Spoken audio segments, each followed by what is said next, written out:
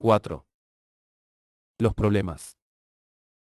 Demos un breve vistazo a las principales áreas problemáticas de nuestra sociedad y veamos si podemos detectar algún hilo rojo que corra a través de todas ellas.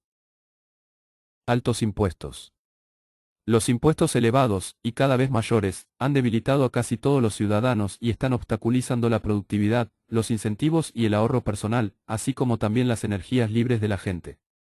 A nivel federal, existe una creciente rebelión contra el oneroso impuesto a las ganancias, y un pujante movimiento de rebelión impositiva, con sus propias organizaciones y publicaciones, que se niega a pagar un gravamen que considera depredador e inconstitucional.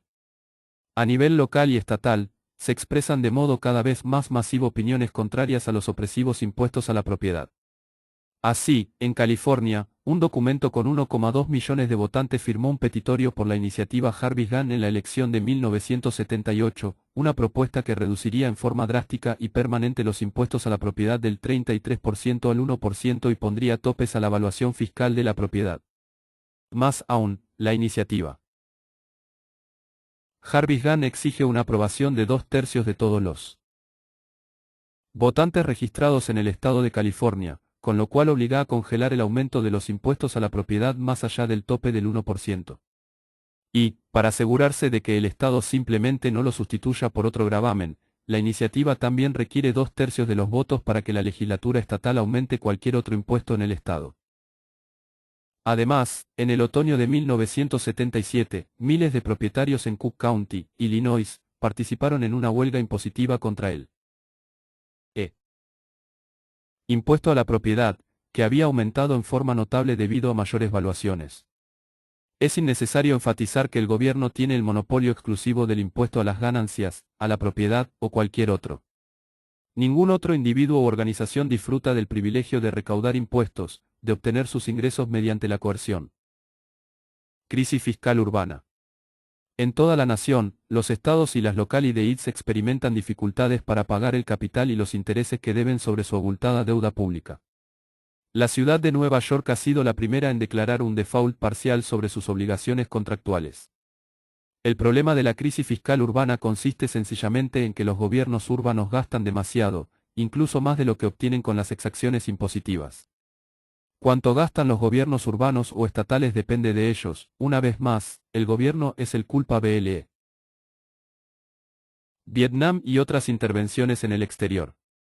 La guerra de Vietnam constituyó un desastre total para la política exterior de los Estados Unidos, después que innumerables personas fueron asesinadas, la tierra quedó devastada y el gasto de recursos alcanzó enormes proporciones. El gobierno apoyado por los Estados Unidos cayó por fin a comienzos de 1975.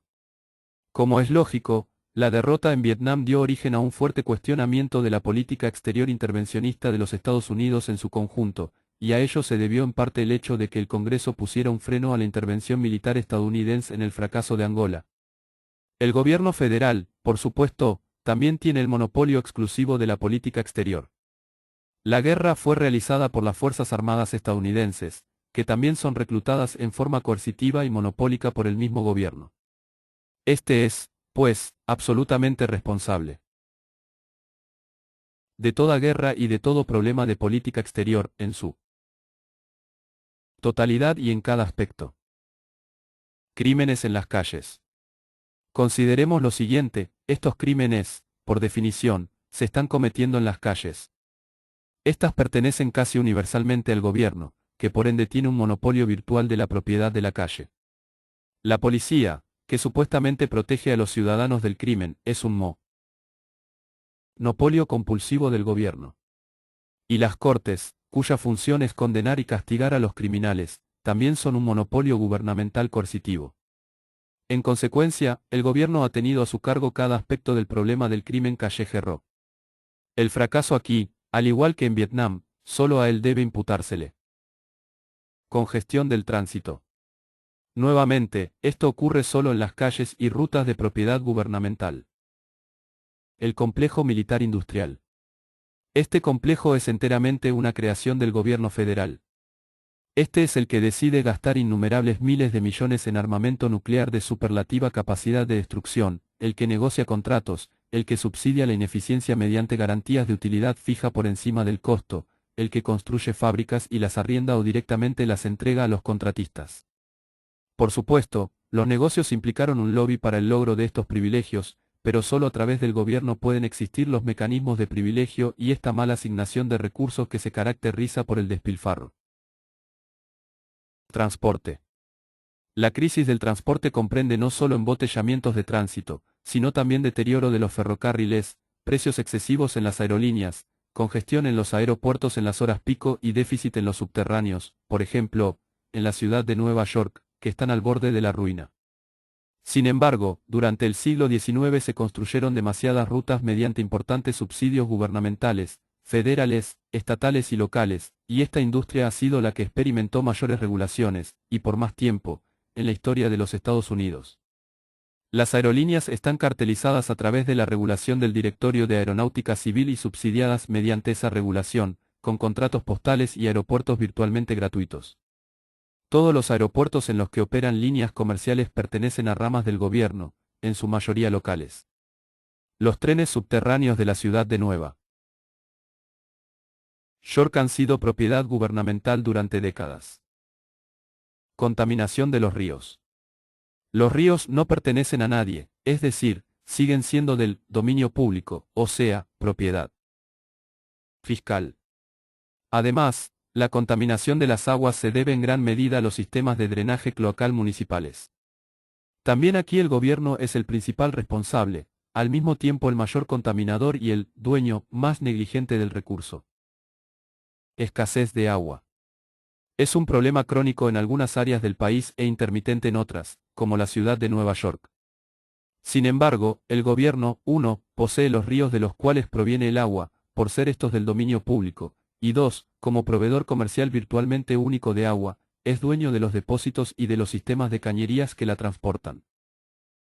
Contaminación del aire. Nuevamente, en virtud del dominio público, posee el aire.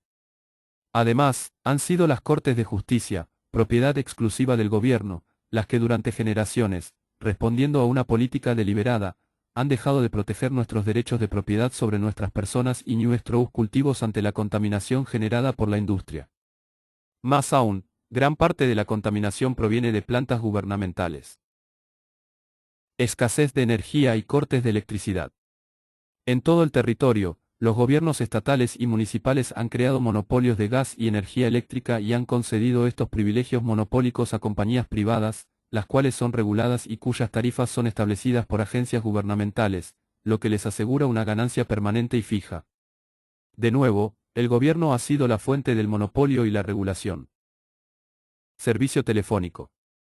El mal funcionamiento del servicio telefónico, que es cada vez mayor, se origina también en un privilegio monopólico otorgado coercitivamente por el gobierno, y este fija las tarifas que le garantizan una determinada ganancia. Como en el caso del gas y la electricidad, nadie puede competir con la compañía telefónica monopólica. Servicio postal. Habiendo sufrido fuertes déficits a lo largo de su existencia, el servicio postal, en rotundo contraste con los bienes y servicios producidos en el libre mercado por la industria privada, ha experimentado constantes aumentos de precios y mermas de calidad.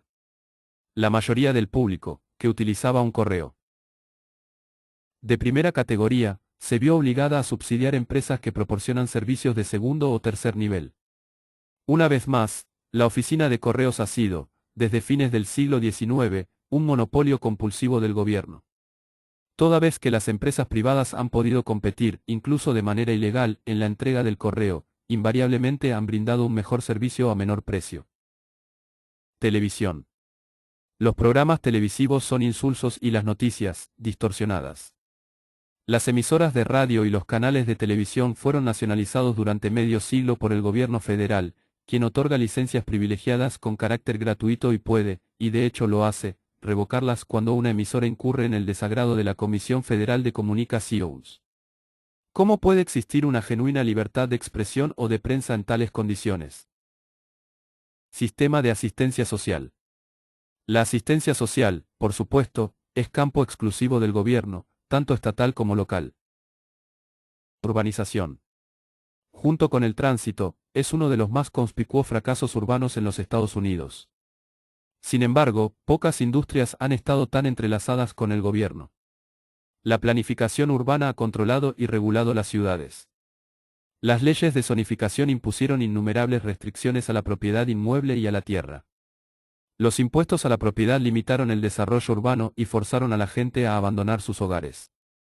Los códigos de construcción restringieron y encarecieron la edificación de viviendas. La renovación urbana proporcionó subsidios masivos a las empresas constructoras, obligó a la demolición de departamentos y locales alquilados, redujo la oferta de viviendas e intensificó la discriminación racial. Los importantes préstamos gubernamentales generaron un exceso de construcciones en los suburbios. Los controles sobre los contratos de alquiler crearon una escasez de departamentos y redujeron la oferta de viviendas residenciales. Huelgas y restricciones sindicales. Los sindicatos se han convertido en un estorbo para la economía y tienen el poder de lisiarla, pero solo como resultado de numerosos privilegios especiales otorgados por el gobierno, sobre todo varias inmuni. De ITS, en particular la Ley Wagner de 1935, aún en vigencia, que obliga a los empleadores a negociar con los sindicatos que obtienen un voto mayoritario de la unidad de negociación, arbitrariamente definida por el propio gobierno. Educación. La escuela pública, en otros tiempos tan venerada y sacrosanta para los estadounidenses como la maternidad o la bandera, en los últimos años ha recibido numerosos ataques desde todas partes del espectro político. Ni siquiera sus defensores podrían sostener que realmente las escuelas públicas enseñan algo. Y recientemente se han visto casos extremos en los cuales las acciones de las escuelas públicas han motivado una reacción violenta en áreas tan diferentes como el sur de Boston y el condado de Kanawha, en Virginia Occidental. Las escuelas públicas, por supuesto, son propiedad de los gobiernos estatales o municipales, con considerable ayuda y coordinación a nivel federal. Son respaldadas por leyes de asistencia obligatoria que fuerzan a todos los chicos en edad escolar a asistir a una escuela, sea pública o privada, certificada por autoridades gubernamentales. La educación superior también se ha entrelazado mucho con él. Gobierno en las últimas décadas, numerosas universidades pertenecen al Estado, y otras reciben sistemáticamente aportes, subsidios y contratos. Inflación y estanflación. Estados Unidos, al igual que el resto del mundo, ha sufrido durante muchos años una inflación crónica y acelerada, acompañada por elevados índices de desempleo y que ha persistido durante recesiones graves, así como también moderadas, estanflación. Más adelante se presentará una explicación de este fenómeno indeseado, baste decir aquí que la causa PRI mera es la continua expansión de la oferta monetaria, un monopolio compulsivo del gobierno federal. Cualquiera que pretenda competir con la emisión gubernamental de dinero es enviado a prisión por falsificación. Una parte vital de la oferta monetaria de la nación es emitida en forma de cheques, a través de las cuentas corrientes, por el sistema bancario, que a su vez está bajo el control absoluto del gobierno federal y de su sistema banco central. Watergate. Finalmente, pero no lo menos importante, el trauma que sufrieron los estadounidenses y que se conoce como Watergate. Watergate significó la total desacralización del presidente y de instituciones federales consideradas sacrosantas, como la CIA y el FBI. Las invasiones a la propiedad, los métodos del Estado policial, la decepción del público, la corrupción, la constante y sistemática comisión de delitos por parte de un mandatario que alguna vez fue virtualmente todopoderoso, llevó a la acusación, hasta entonces impensada, de un presidente y a una amplia y justificada falta de confianza hacia todos los políticos y todos los funcionarios del gobierno. El establishment ha lamentado muchas veces esta nueva y profunda falta de confianza, pero no ha sido capaz de restaurar la ingenua fe pública de los días anteriores a Watergate. La historiadora liberal Cecilia Kenyon calificó una vez a los antifederalistas, los defensores de los artículos de la Confederación y opositores a la Constitución, como hombres de poca fe en las instituciones del gobierno. Suponemos que no sería tan inocente si hubiese escrito ese artículo en la era post-Watergate. Por supuesto, Watergate es un fenómeno pura y totalmente gubernamental.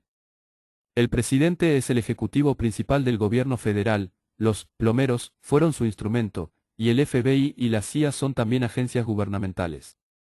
Y lo que Watergate destrozó fue, y esto es bastante comprensible, la fe y la confianza en el gobierno. Entonces, si vemos a nuestro alrededor los problemas cruciales de nuestra sociedad, las crisis y fracasos, encontramos en todos y cada uno de los casos un hilo rojo, que los marca y los une, ese hilo es el gobierno. En cada uno de estos casos, el gobierno ha manejado completamente la actividad o ha ejercido fuerte influencia sobre ella. John Kenneth Galbraith, en su exitoso libro The Affluent Society, reconoció que el sector gubernamental era el centro de nuestro fracaso social, pero llegó a la extraña conclusión de que, por lo tanto, hay que desviar más fondos y recursos del sector privado hacia el sector público. En consecuencia, ignoró el hecho de que el rol del gobierno en los Estados Unidos, federal, estatal y local, haya crecido enormemente, tanto en términos absolutos como proporcionales, durante este siglo, y sobre todo en las últimas décadas. Lamentablemente, Galbraith nunca se planteó esta pregunta: ¿hay algo inherente al funcionamiento y actividad del gobierno, algo que crea las mismas fallas que, como es evidente, son demasiadas? Debemos investigar algunos de los mayores problemas del gobierno y de la libertad en los Estados Unidos, ver de dónde provienen las fallas y proponer soluciones para un nuevo libertarianismo.